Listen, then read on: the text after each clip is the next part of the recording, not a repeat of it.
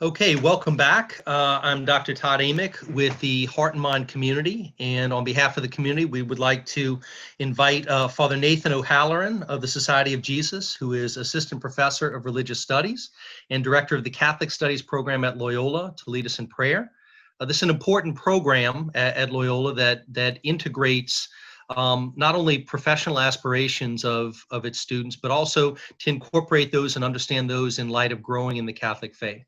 Father O'Halloran. Thank you, Todd. I thought we'd begin our prayer today from the first reading taken from the Catholic Lectionary. This is from 2 John verses 4 to 6. I rejoice greatly to find some of your children following the truth, just as we have been commanded by the Father. And now I beg you, not as though I were writing you a new commandment, but the one we have had from the beginning, that we love one another. And this is love, that we follow his commandments. This is the commandment, as you have heard from the beginning, that you follow love. That you follow love. Who for us, of course, has a capital L. So I invite you to join me, bow our heads now in a moment of prayer. God our Father, by whose grace, though sinners, we are made just, and though pitiable, made blessed. Stand, we pray, by your works. Stand by your gifts, that those justified by faith may not lack the courage of perseverance.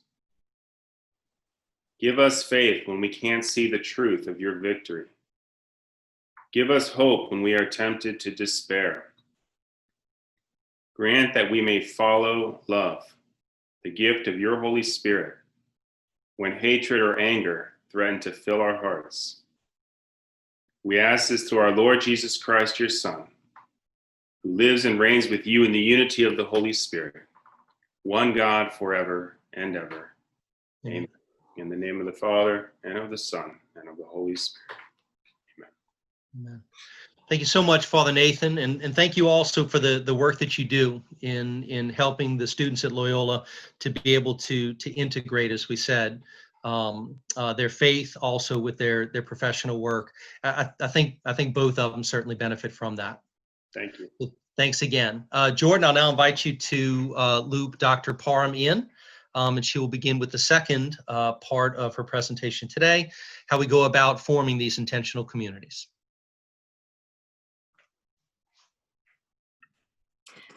All right, it is a pleasure to be back with you. Okay, so I'm going to start by sharing my screen. And Jordan, if you could allow for screen sharing, I have some slides that I'd like to share.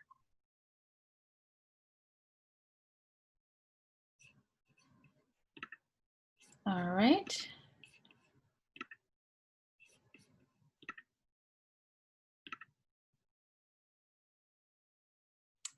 Okay.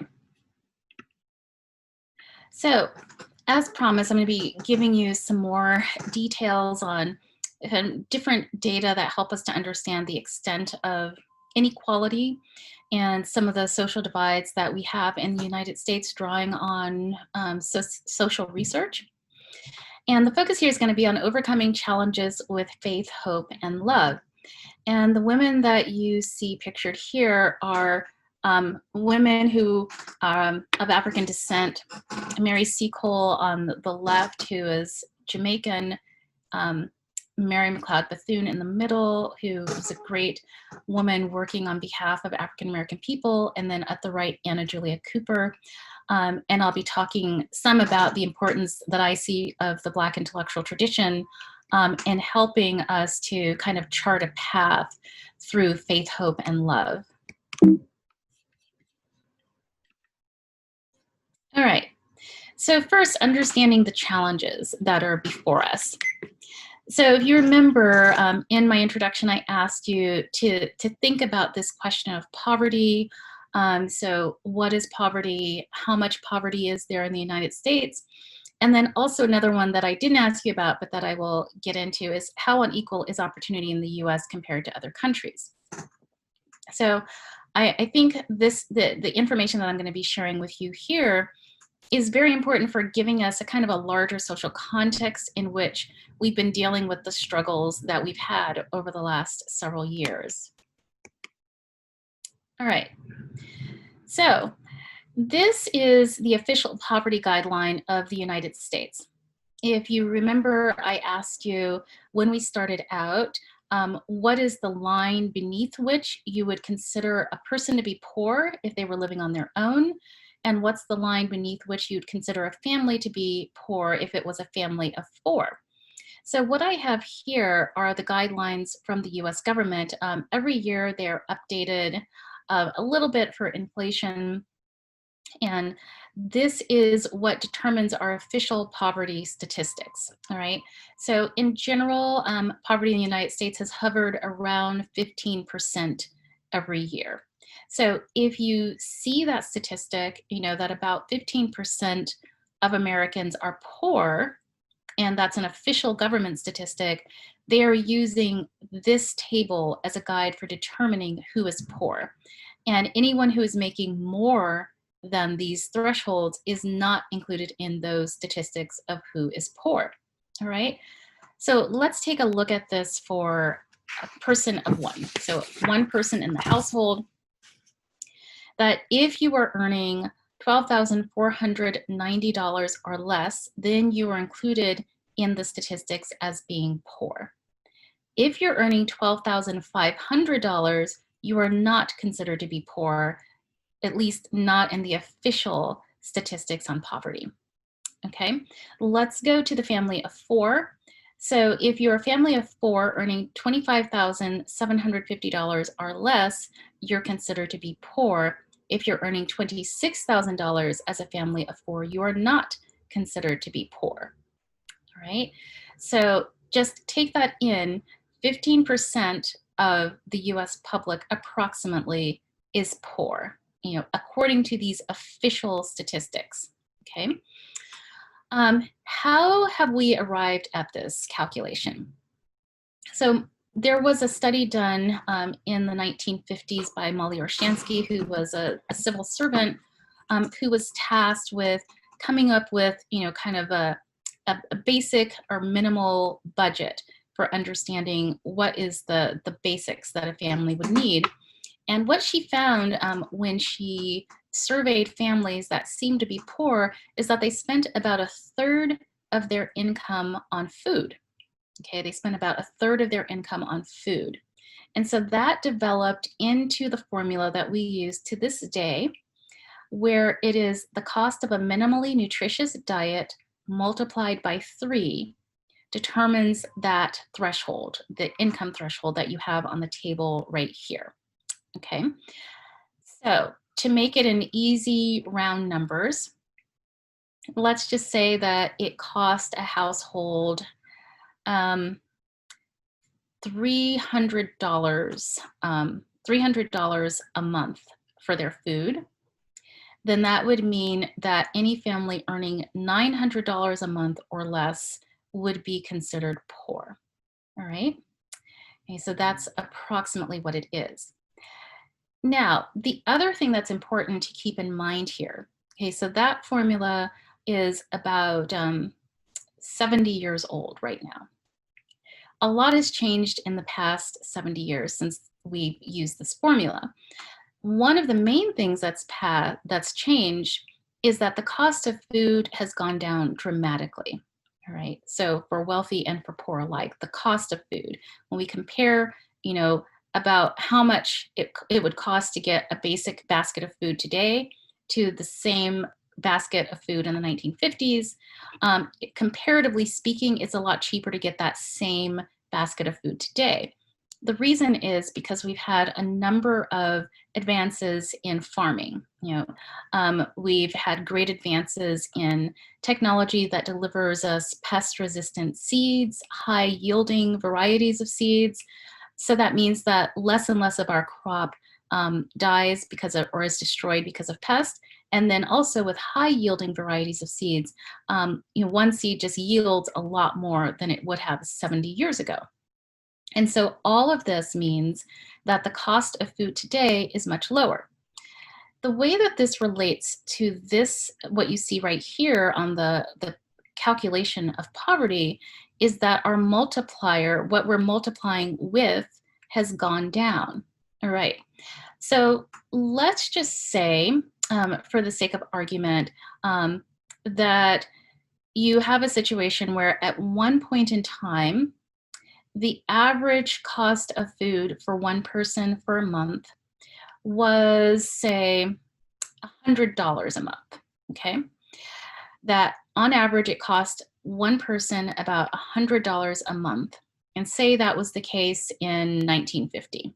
All right, we're going to keep the value of the dollar the same artificially in our thought experiment, so that $100 today would have bought the same amount as it did in 1950. All right, just to make things easy.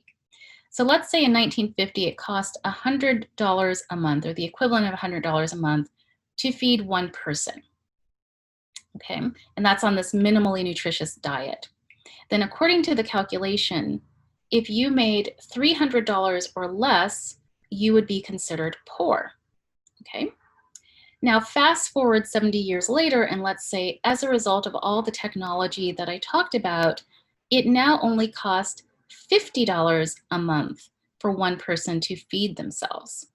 All right, so same amount of food, but it's only costing you $50 a month to feed yourself. 50 multiplied by 3 is going to give us $150.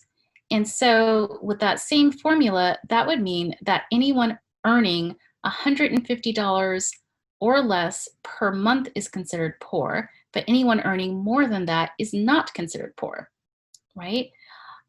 So in 1950, you could have earned up to $300 to be considered poor because the food was more expensive then, but now you can only earn $50 a month and be considered poor because the calculation is based on the food, but the cost of the food has gone down.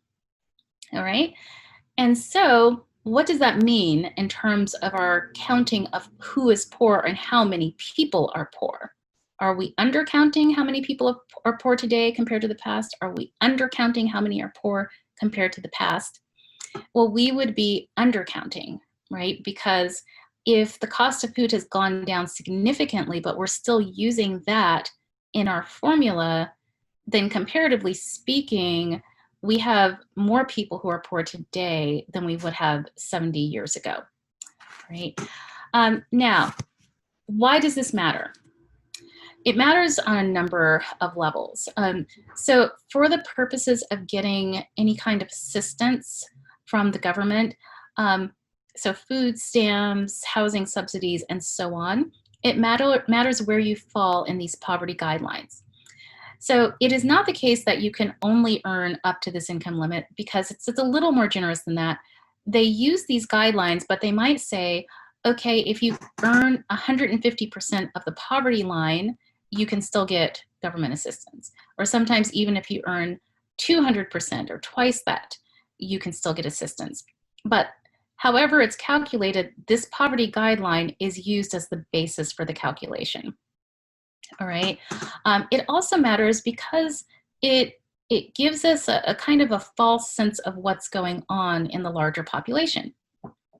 So even as it is now, whenever I'm talking to my students about these numbers, and I say, so what do you think? You know, if you were earning $12,000 a year, or let's say, you know, let's be generous here, if you were earning $13,000 a year, you're over the poverty guideline, would you feel yourself to not be poor? You know, and they would say, yeah, no, I would still feel pretty poor. Or if you are a family of 4 and you're a parent in that family, and let's say you're earning $27,000 a year, so you may, like I said, still be eligible for some government assistance, but you would not be included in the larger statistics on poverty in the United States, right? But most of us, our kind of common sense assessment would be that that family of 4 living on $27,000 is poor, all right? So keep that in mind, you know, whenever you're reading statistics and thinking about it, It's very important to realize that there are a lot more people who, according to our kind of everyday common sense understanding of what it means to be poor, are poor than are actually reflected in the statistics. Okay, so here is another question that I'd asked you about in terms of child poverty. So we've also been fairly consistent in that our child poverty is at around 20% or a little more than 20% here. And I've used a figure that puts us in comparison with other countries. And so what you can see is that we come far out ahead in the United States on child poverty.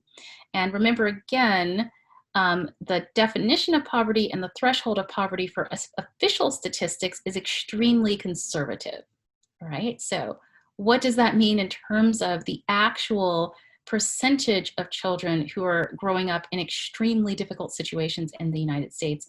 It's almost certainly much more than the 23% that we see on this table. And when we get to race and class and how those intersect, the implications of this start very, very early on. So this is on race and class segregation at the kindergarten level. And so the top figure shows us what is happening with white kindergartners.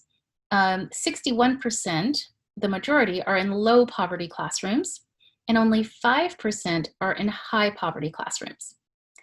And you get exactly the opposite picture when you look at Black kindergartners, where 7% are in low poverty classrooms, but 57%, the majority, are in high poverty classrooms.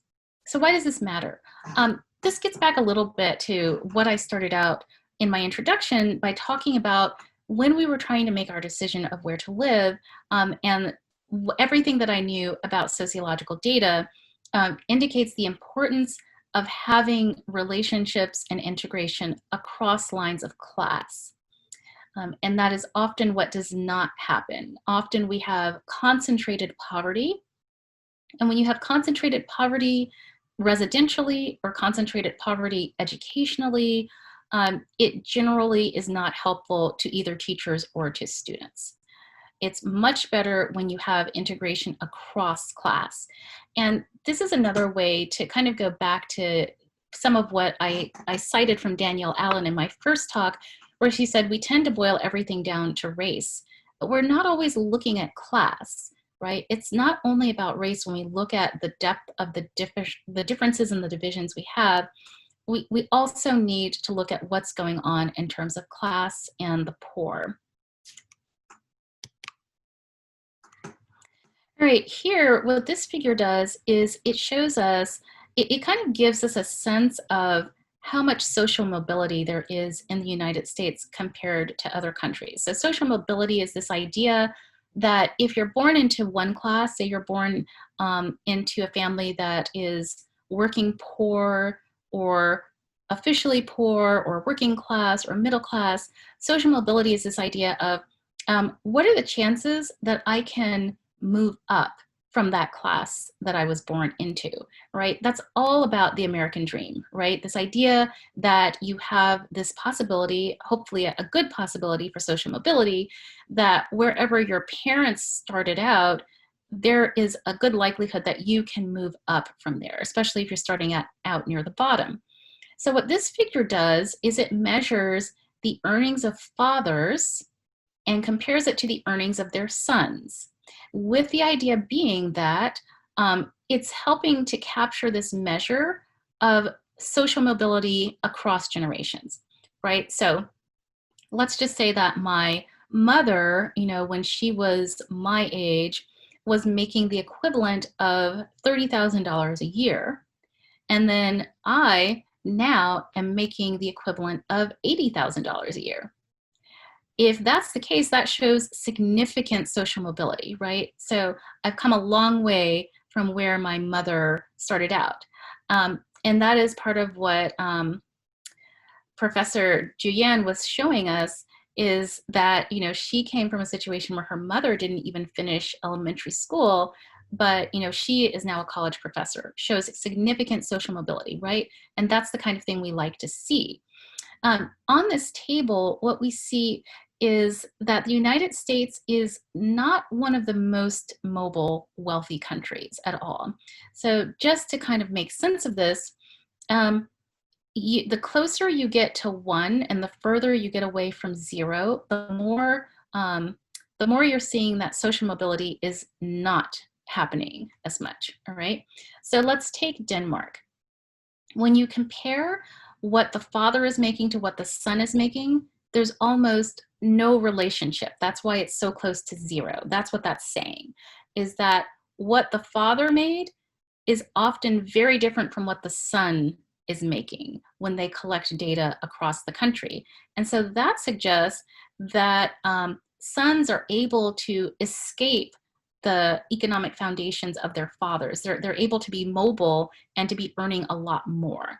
So in the example that I gave you, if my mother was making $30,000 at my age and I'm making $80,000, that would, on this table, that would be close to 0 in terms of the relationship or correlation.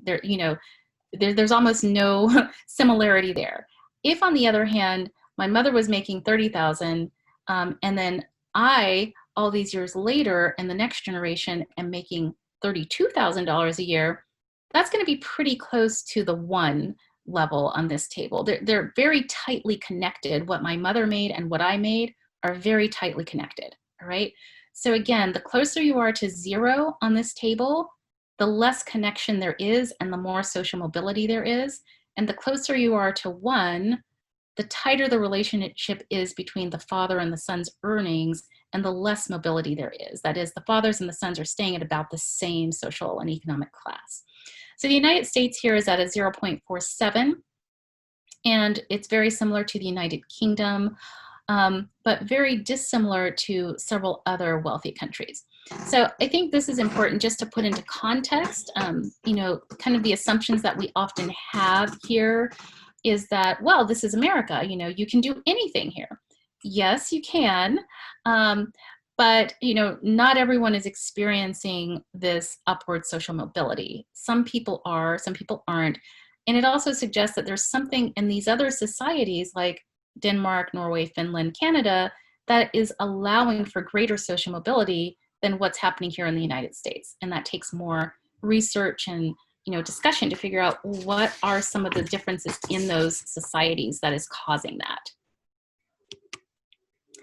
So now I want to bring you to a research project that I've been working on for the past 3 years, which I call the Mirrored Lives Project. And this is a 3 to 4 year comparison of low-income Black families here in New Orleans and a group of families in northern Haiti. And so you might ask, why on earth would I do this kind of comparison, right? What kind of similarity could there possibly be between families living in such a wealthy country like the United States and families living in such a poor country like Haiti? Well, it is inspired by data from other social researchers who have shown that there are some really clear similarities on key indicators or outcomes of wellness, key similarities between poor Blacks in the United States and persons living in developing countries. And this is part of the reason I asked you that question in the introduction about, what do low-income African Americans have in common with people in countries like Rwanda, Sri Lanka, and Pakistan. And I'll come back to answer that very specifically in just a moment.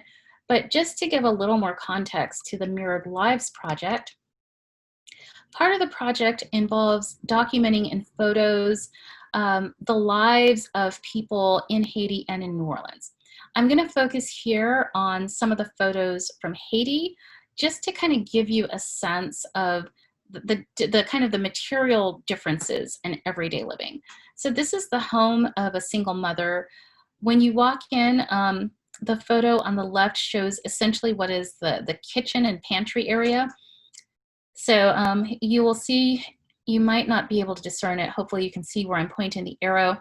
This is an iron stand for cooking. You would put the charcoal in here and the pan on top of it to cook, all right?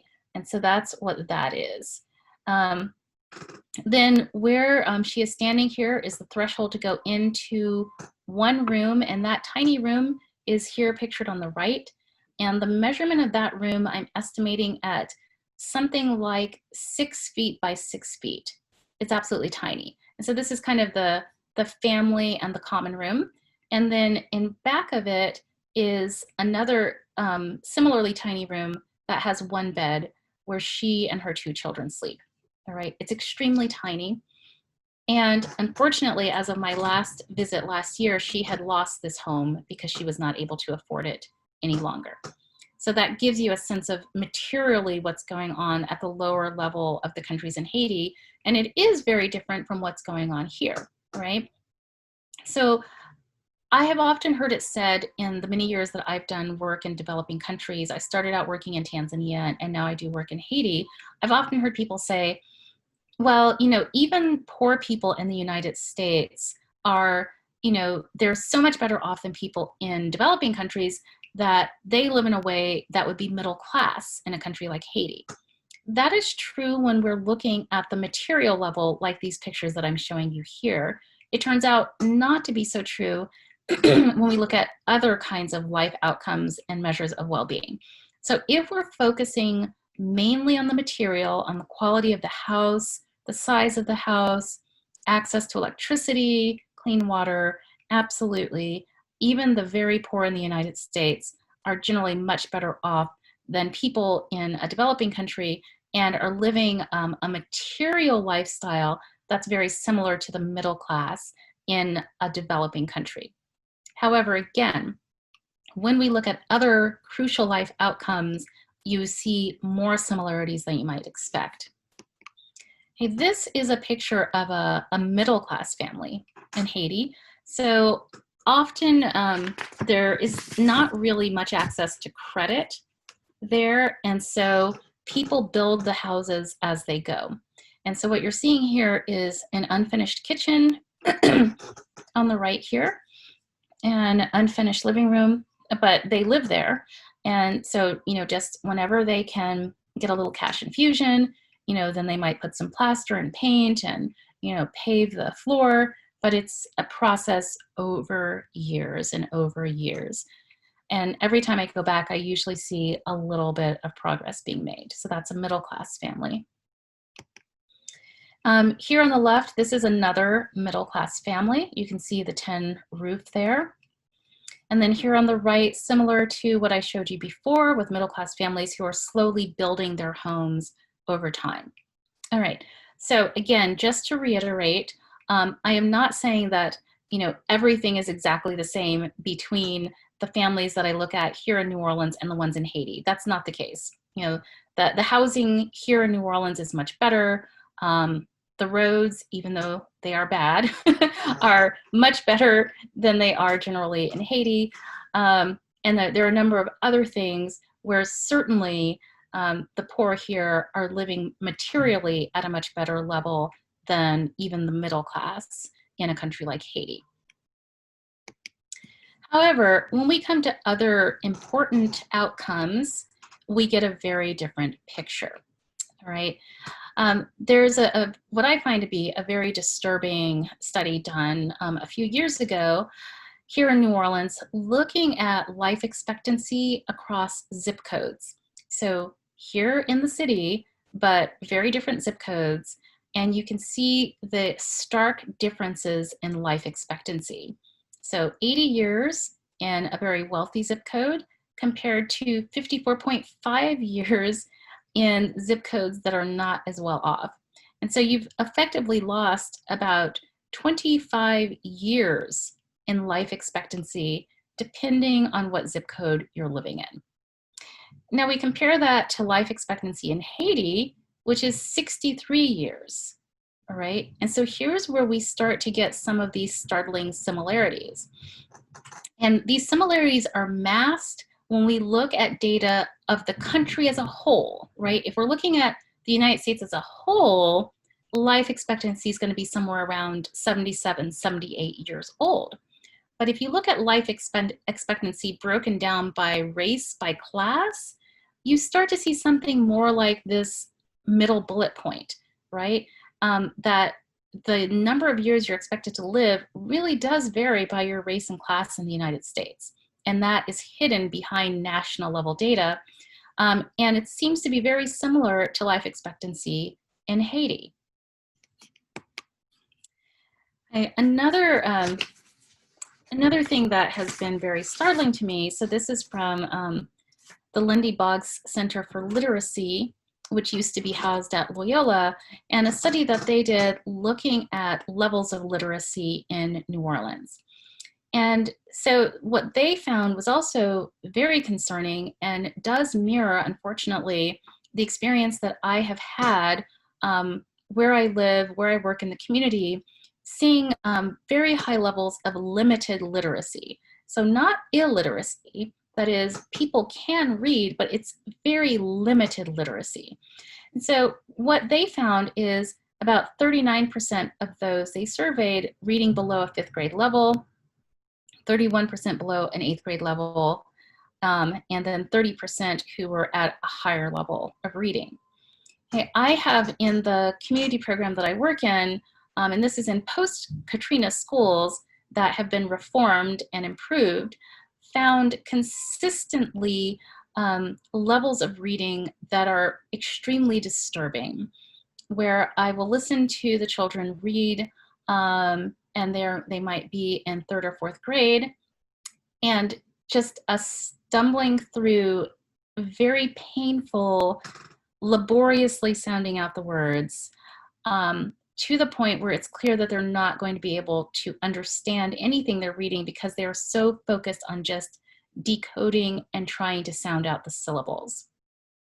And for those who are not used to working with young children, you might think, oh, 3rd or 4th grade, they're still young. Actually, the kind of all of the research shows that you should be reading fluently by the end of 2nd grade. Now, you're not going to be reading Wuthering Heights fluently by the end of 2nd grade, but reading on grade level, you should be reading more or less fluently by the end of 2nd grade. And so to have children in 3rd or 4th grade who at their grade level are, they can technically read and sound it out and can kind of understand it, but who are really struggling, that is not okay, all right? And when we look at the situation in Haiti in terms of literacy, Haiti has a very high rate of illiteracy as well. But when I look at these numbers, even though these are folks who can read, it's a pretty high percentage that are struggling, all right?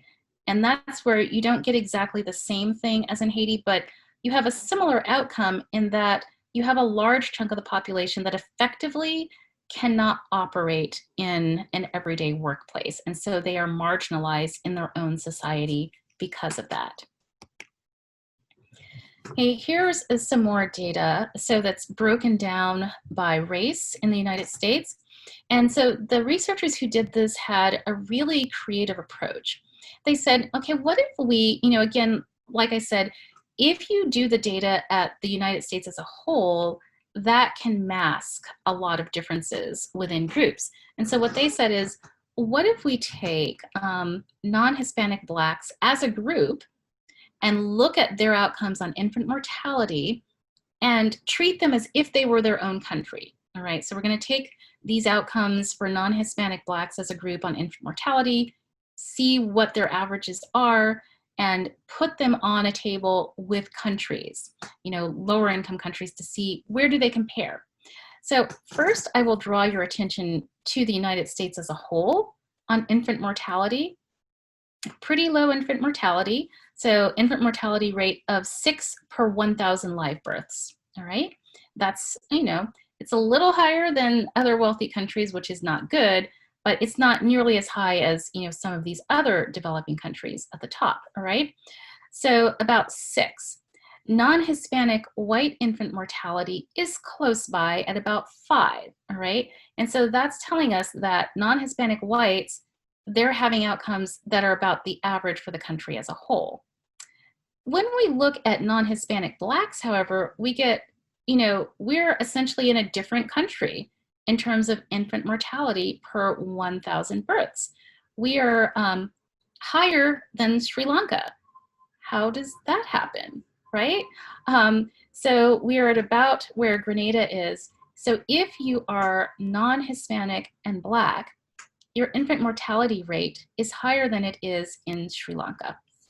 And so this gets at the question that I asked in the beginning of, what are some of these similarities? And this is not even saying low-income Blacks. This is just non-Hispanic Black in general, whatever your class background. So that there is something about being Black in this country that dramatically raises, nearly doubles your likelihood of experiencing the tragedy of infant mortality. Okay, here we have homicide rates, all right? And this is by country. If we go to the United States down here, homicide rate per 100,000 people, the average is about 5 per 100,000 people who end up dying through homicide. And that is about on par with other wealthy countries, right? It starts to get very alarming as you get into some of these developing countries. But here the researchers said, what if we take the homicide rate of what's occurring in high poverty cities of the United States, and again, put that data together as if it was its own country. Indeed, you see that it is like living in a different country. If you live in a highly poor city in the United States, it is effectively as if you lived in a different country with respect to this likelihood of dying through homicide, right? It is just a little higher than your likelihood of dying by homicide in Rwanda or the Dominican Republic, okay? And it's a lot higher than your likelihood of dying by homicide in Pakistan, okay? So this is where, again, when we start to break out some of this information, you start to see that depending on where you are in terms of race, depending where you are in terms of living in a high poverty location in the United States, you can have issues of well-being or suffering that are very similar to if you were living in another country. Incarceration rates. Many of us know that we have a very, very high incarceration rate in the United States. And so to go to the United States as a whole, that little red dot there, and this is incarceration rate per 100,000 people. And so we are at about 750 per 100,000 people in the United States. And that's very similar. White males are about the US average. Females, white and Black, are below the US average, which we would expect because generally women are less likely to be incarcerated than men. But if you are an African American male, your likelihood of incarceration shoots very, very high up, all right? And again, when compared to all these other countries, if you're a Black male living in the United States, it's like you're in a country of your own with respect to the likelihood of you being incarcerated. You're just in a completely different reality, all right? And so when you start to put all these things together, infant mortality, life expectancy, incarceration, you start to kind of put on all these layers, and it is effectively like you are living in a completely different country or completely different reality. And so that is what drove me to do this research, to kind of get behind the numbers and put faces on those numbers. And so I've done in-depth oral histories and then regular interview check-ins with families here in New Orleans, low-income Black families here in New Orleans, and a group of families in northern Haiti. And these are just kind of some of my initial findings. So the economy in Haiti is built around the assumption of everyone being poor.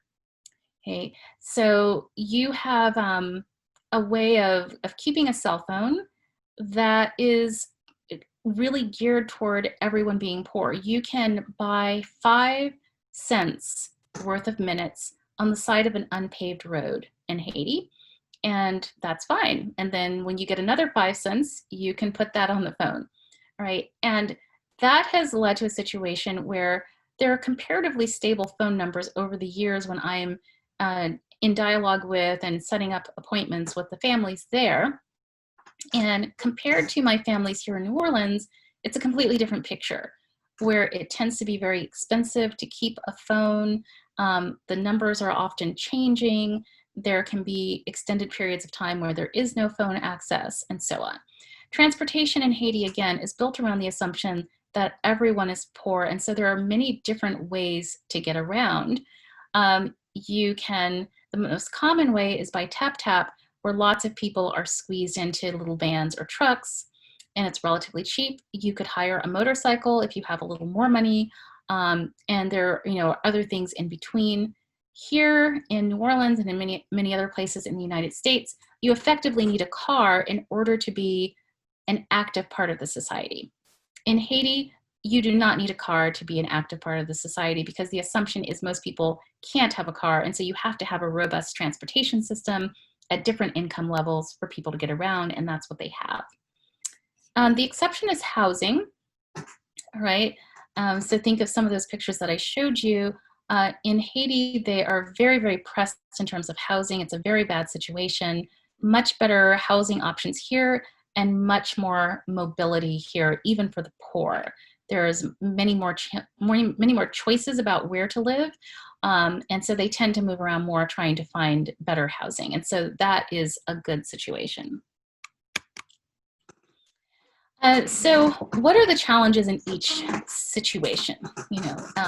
What is it that's causing some of these outcomes that are similar? The causes are very different, even if some of the outcomes are similar. In Haiti, you have a highly corrupt state, absence of public services, and lack of access to education.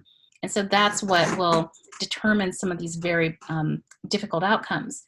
Here in the US, with the families that I have interviewed and talked to and been among, what is going on is very, very high levels of trauma: physical, mental, sexual, and drug abuse, often across generations, high levels of incarceration, which tear families apart and which have devastating social and psychological and emotional impacts on children, and extraordinarily high levels of gun violence. So this was something that I had to add into my study, because as I thought more and more about life here in New Orleans, in pressured communities, I realized, it's not necessarily unusual to hear gunshots. You might not hear them every day, but it's something that can, it's not out of the question that you would hear it. And so I asked this question in Haiti, and what I found is that unless there is a widespread national uprising, which in fact did happen last year, but does not usually happen, unless there's a widespread national uprising with protesters coming into the streets, burning flaming barricades, under those conditions, yes, you're probably going to hear some gunfire.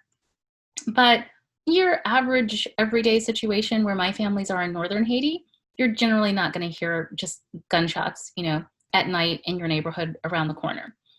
So the people that I interviewed here in New Orleans, that's not out of the question that you might hear that when there's no national protest, nothing's going on.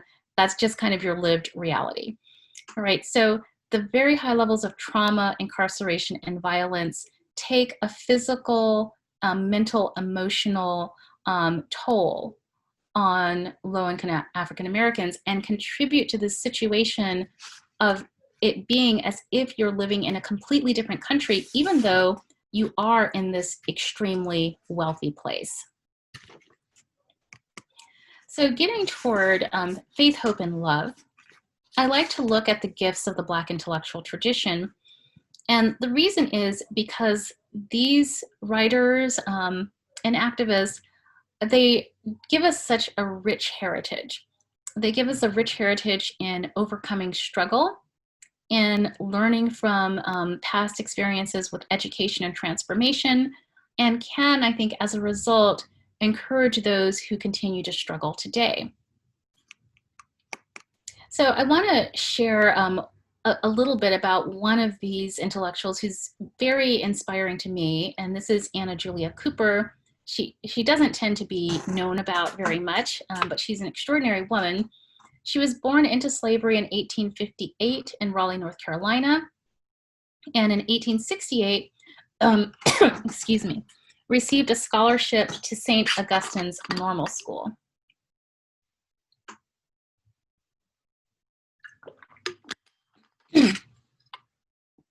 So when she went into the normal school, she received a classical education. That means, learning classic literature, learning Greek and Latin, and that was the route to a college education at the time, because you had to have those languages. They didn't want to teach her those languages because they figured, oh, this is only for the boys who might become ministers. She insisted, and she was finally accepted into the classical education route, and she went on to make extraordinary contributions to the community. She graduated from Oberlin in 1884. She went on to become a teacher and principal at the M Street School in Washington, D.C., and she was a very noted author and speaker on women's rights and civil rights. She is very close to my heart in the sense of her focus on education for the disadvantaged. And this comes across in her work as president of Frelinghuysen University, which was devoted to higher education for disadvantaged working adults. And I wanted to share with you just a little bit from her writing on her philosophy of education, because I think it really speaks to her heart, where she's coming from, and why she devoted so much time to working with the disadvantaged. She says, "The old education made him, that is Black people, a hand solely and simply. It deliberately sought to suppress or ignore the soul. We must, whatever else we do, insist on those studies which by the consensus of educators are calculated to train our people to think, which will give them the power of appreciation and make them righteous. In a word, we are building men, not chemists or farmers or cooks or soldiers, but men ready to serve the body politic in whatever avocation their talent is needed. This is fundamental. No sort of superstructure can endure on any different foundation. This, first of all, for men, whether for white men, red men, yellow men, or black men, whether for rich men or poor men, high or low, the aim of education for the human soul is to train aright, to give power and right direction to the intellect, the sensibilities, and the will. Certain studies, certain courses, certain exercises have been tested, tried, accepted by the experience of centuries and the steady progress of humanity. Teachers from Aristotle to the present have sifted and analyzed the various branches of learning to get at their relative worth as educative factors. The results of their experiments and analyses are not hidden in dark places. They are universally accepted by teachers and thinkers as a reasonable and proper basis for the education of mankind. The only way to meet those skeptics who still ask with half a sneer, what is the use of this or that study for the Negroes, is with the query, is it good for men? Had it been selected for curricula universally, and has it stood the test for the discipline it gives in the direction of thought power, power of appreciation, power of willing the right? All right, so true to her word, in her work at Frelinghuysen University, she became the president there, where they would give classes 4 days a week in the evenings for women who were perhaps seamstresses or domestics, for men who were doing manual labor. But it was her strong conviction, as you saw in that reading, in that quote, that we also need to educate the souls. We're not just educating the hands, we're educating the souls and the heart. We're forming them to be persons, to be humans, right? To be nourished. And this is part of what really excites me about her and her legacy. She later on went on to complete her PhD at the Sorbonne in France, and ended up doing work on Haiti, of all places, which is where I do some of my research. So she has been kind of like a kindred historical spirit for me, and she is very much a deep woman of faith as well. So in some ways, I hope to carry on in the spirit and the tradition of Anna Julia Cooper and the work that I've been doing in Nyansa classical community and the community here. And we are engaged in what I hope is educating the mind, soul, and imagination. And so we provide programming that's based in faith, hope, and love, and that's located here in Central City.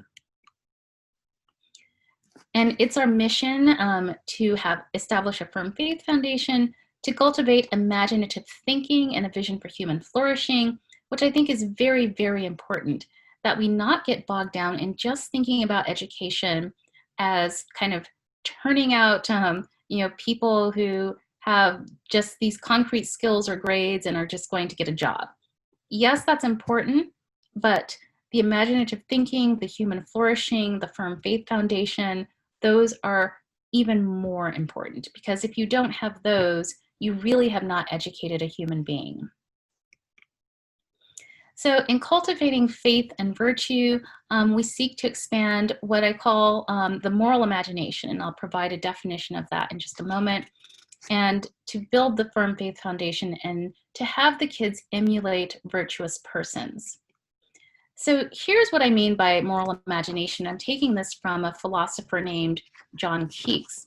The moral imagination consists of our capacity for making pictures or images of the good life, and then coming to resemble those pictures through a process of self-evaluation that enlarges our understanding about the possibilities open to us, right? So that we're not limited by what we see before us or what our current reality is, but we have a capacity to envision something good and something better, and then to evaluate ourselves and what's around us to think about how do we get to that better place, right? And so part of cultivating that moral imagination is through story and through literature, where children can be exposed to different kinds of sometimes fantastic worlds, but that really open up their thinking about goodness and virtue. And so we do that with several different kinds of literature: Aesop's fables, mythology, classic literature like the Iliad and the Odyssey. We accompany that with some engaging images that help to kind of narrow the gap between their cultural experiences and the literature that we're introducing them to. And we do that through studying Bible stories, and then encouraging them to emulate virtuous persons. So this last, I think, is very, very important because many of our schools have gotten away from this. In my own home, with my daughters, we read the lives of the saints. And I think that's always very important, the saints as well as others who may not be technically categorized as saints, but who have lived lives of virtue that it's worth emulating. So we have a program that's organized around different kinds of virtues and capacities, one of which is compassion. And so taught through the story, for instance, of Moses and Pharaoh's daughters. And then we have a memory sentence that always helps the students to remember the essence of the story. Studying the lives of the saints, so Mother Teresa here, and forgive me for the typo with the H there. I meant to take it out and just never got around to it, but we have it right in the memory sentence. So Mother Teresa and her compassion on suffering people in India, so read a little bit about her life. And then Mary Seacole, who was a Jamaican woman who nursed soldiers in the Crimean War. All right, so those are the kinds of lives that we want our children to study from a variety of different racial and ethnic backgrounds, who are living lives of virtue, and we put that into dialogue with what they learn from Bible stories, and then lessons that open up their moral imagination from literature. And that is it for the second part. Excellent. Thank you so much, Angel. That was, I think, a very practical example of the work of what we discussed with Father Josh Johnson of kind of the importance of modeling, the importance of interculturation. But I think you've added a new dimension that I think is essential. And as Jordan's going to be putting up our panel right here, maybe I'll share some thoughts. So you're talking, I'm grabbing, Aristotle from from the great book series I have here. I'm grabbing Pieper on leisure. One of the Yes. thoughts that I had was that so much of what we're discussing requires a robust sense of what leisure is. Yes. Not leisure as, as merely recreation, but leisure as the freedom from distraction, the freedom from worry, to be able to then pursue truly humanistic and humanizing activities. But for many of us, especially with poverty experience, on the hierarchical scale, if we're still dealing with some of these challenges from our communities of origin, it's tough to get to the point where we can stop, take a step back and say, okay, I've been assigned, chapter 3, right? Which is the virtue of fortitude. How am I going to answer the questions? Can I do it at leisure? So I'm thinking about them, engaging. Am I asking people about that? Am I outlining? I assigned an outline of a chapter in a moral theology class to the group, and had a student ask me a number of questions. She later, became a collaborator with Heart and Mind, but she had a whole lot of questions. I kept answering content-driven questions, and then it struck me, she doesn't know what an outline is, right? So it was a more fundamental challenge, a more fundamental problem, which kind of brought me to this element of trying to get our students to a place of leisure where they realize not only the value of education because they have professional aspirations, but also experience something that's new. And so I broke it into what we share and what we don't share. What we don't share maybe are some of these experiences, some of the things that Ms. James was talking about before. But one of the things we share, and I think you've bridged it in a very subtle and appealing way, is by appealing to figures, with African American features, figures of color, to communicate the classics. The classics are a patrimony we share, and yet through modeling, it really seems like you bridge the share and not share, which is what we need for friendship. So what I'd like to do is maybe start by asking Professor James, Gian, what are some of your thoughts from what Dr. Parham was saying? I'll ask the same thing of you, Chuck, and we're going to be kind of inching toward the practical, which we're going to be doing in phase 3, which is going to be in the spring of 21. But at this point, to share some insights that maybe we can continue to carry forward. And we're going to finish promptly at about 11:55, so that we can briefly conclude and be done at 12. Gian? Yeah. Again, I truly enjoyed that presentation, Dr. Parham. I tend to agree, and I think you would as well, with Toni Morrison, who said that we truly have to engage students.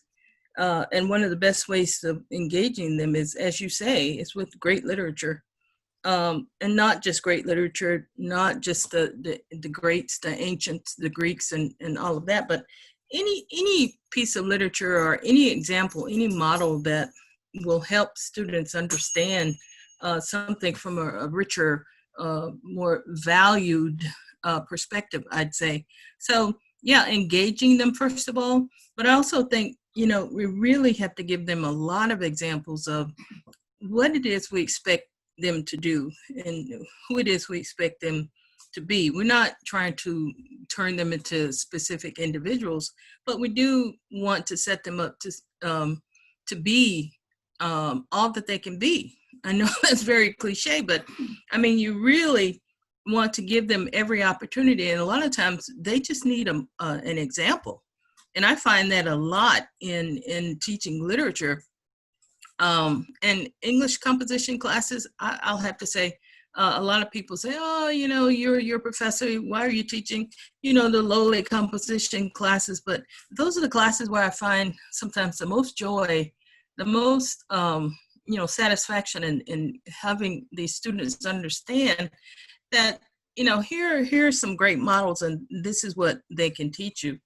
A good example is in class the other day, American Lit class, we were reading Melville's Bartleby, the Scrivener. And if you've read it before, Bartleby is an individual who is, we're not quite sure why, but he's a little fractured.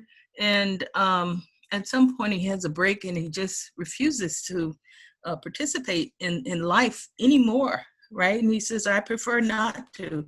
And he just continues to say that. That is his only means of communication. And so by the time we finished our discussion, I was just so happy that the students engaged in it and sort of understood what Bartleby was about. And they did so well that we started a discussion of, well, how does that relate to what's going on in society today?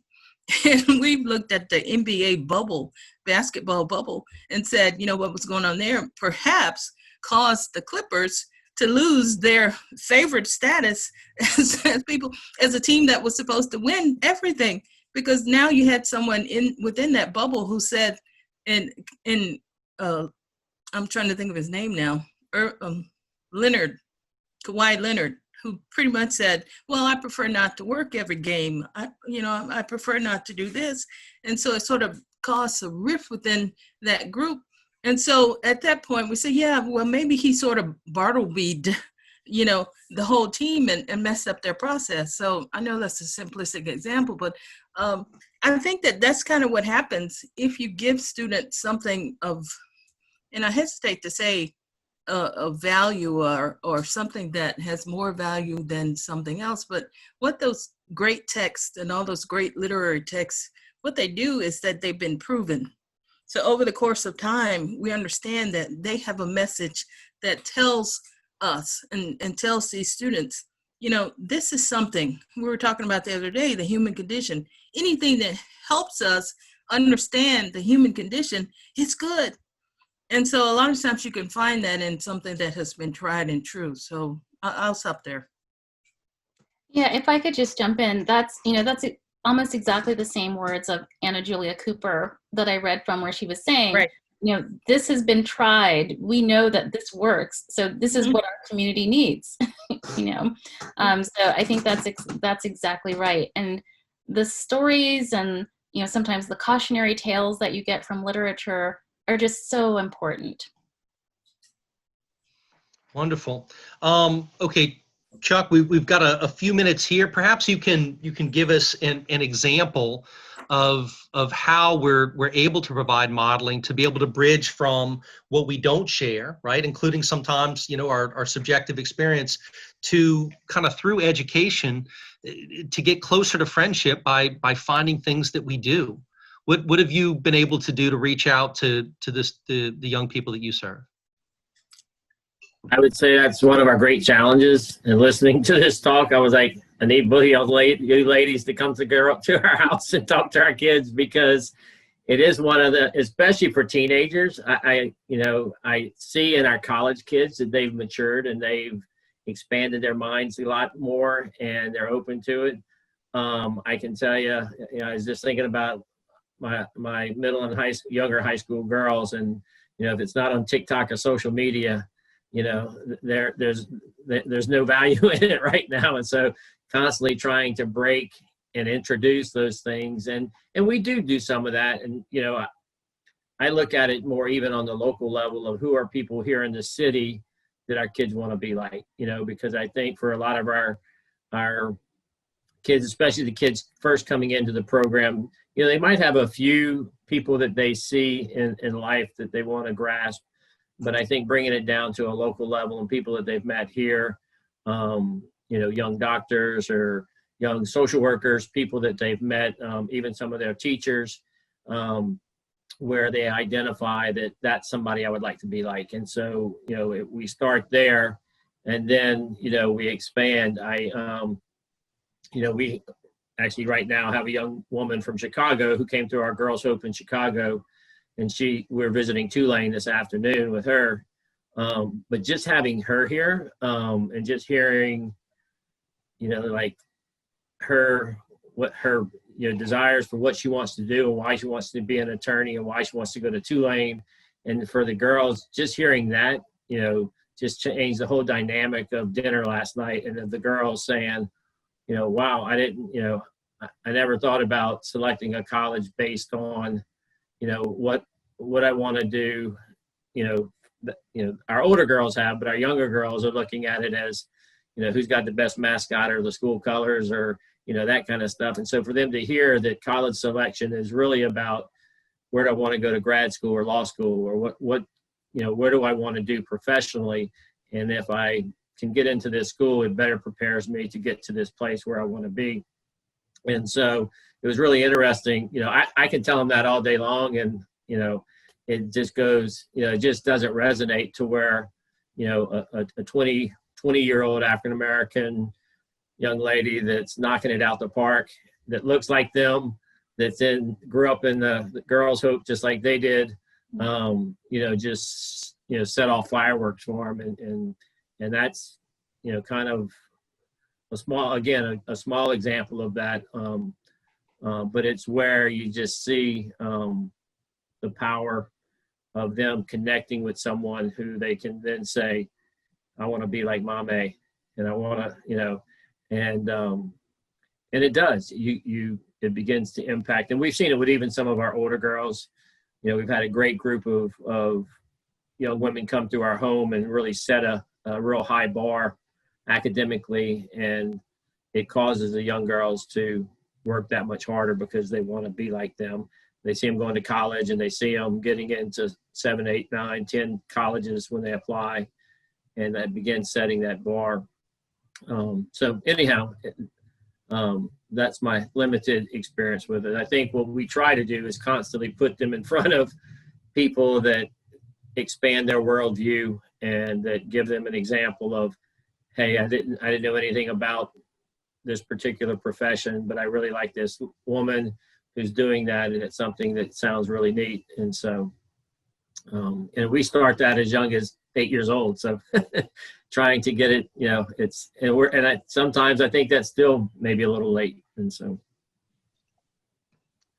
one of the key issues that we discussed with Father Josh last time with regard to the virtue of charity, right? This embrace of the other was we kept hearing in a number of I think you did it, Chuck. Carol Ann McGregor, a colleague of Dr. Parham as well, I think noted it that so many kind of reflections on family kept coming up, right? That in so many ways what we're trying to do is we're trying to love, honor, serve, respect those that we've been given so that they can be educated, right? There's a true conversion process, there's a growth process, and modeling is an important part of that. And all of this, and of course this comes from Catholic social teaching, reflects the dynamics of the family. And I think one of the important things that we can do is that, we looked at a number of demographics, and those were really helpful. And for each of those, they can either inspire us to a kind of a courageous work of humility where we engage the other as she is, but of course don't leave her there, enter into solidarity. But I'm also very much aware of the vulnerability of poverty experienced populations, that in many cases, those that come to them to work with them or, to say they're going to serve them, right, there's really a desire to take something, right? A desire to concentrate power, a desire to have some other element of agenda. And so what we do with the Heart and Mind community is, regarding what we don't share, right? What is special and particular to the poverty experience, because we're aware that oftentimes trauma, right, is a huge drain, right? There's a need for healing. Every one of our Heart and Mind students receives free counseling, and it's weekly counseling unless the two of them, the Heart and Mind student in collaboration with the mentor, but specifically with the counselor, decide that every other week would be all right, would be most conducive. So that's one. The other is tutoring, right? That every single one of them not just gets a tutoring plan for a certain remediation, but even then a future-oriented plan so that they can think ahead and say, wow, A&P is going to be a tough course. What can I do now to prepare for that? Every one of them gets a mentor that will accompany her so that she can never say again, I feel like I'm alone. Each of them gets a Franklin planner as a medium by which the mentor and the student, instead of the mentor saying, how are things going? She can simply say, hey, can I see your planner? Let's look at mine as well. And then the most important element is that we realized, and Professor James was with us early on with this work. We originally had one Heart and Mind student that we were working with to try to learn.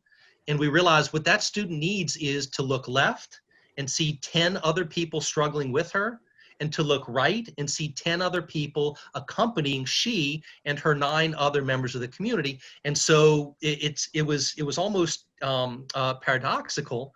But what our students needed was they instead of focused attention on one person, they needed 19 other people experiencing what they were experiencing.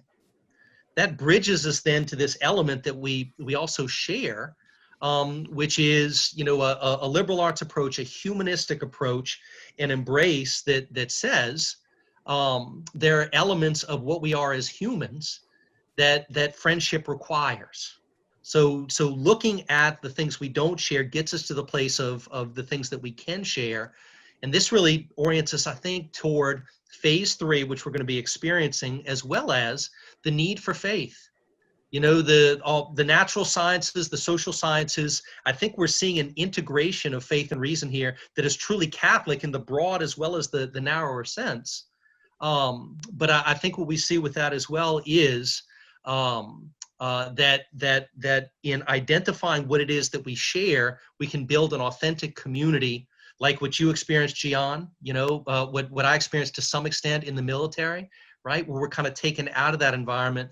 But we want to work very intentionally and in a very focused way on creating those spaces, creating that type of discussion and dialogue at the University of Holy Cross, so that we can see what we don't share, see what we do share, bring those into dialogue, and come into a place of real healing. I'd like to welcome each of you to join us on December the 11th, where Deacon Larry Oney will share with us his personal experience of growing up on a plantation, right? Feeling like he belonged to the land, being told, right? His mother being told by the landowner, realize they can't leave because we need them, right?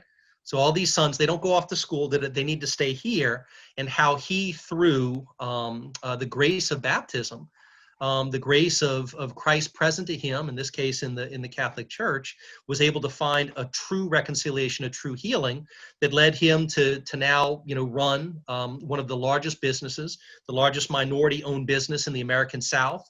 That was the last time that I looked that up. And to really find a place of success, and hopefully a modeling that can be an inspiration to one of the most important groups we have and that we're called to serve at the University of Holy Cross, namely African-American males, right, who are first generation.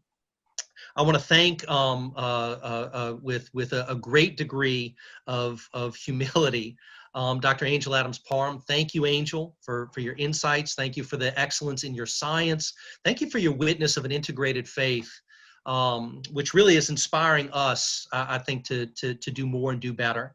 I want to thank Ms. Gian James for having shared her insight, as well as her collaboration on this work, as well as Mr. Chuck Roth.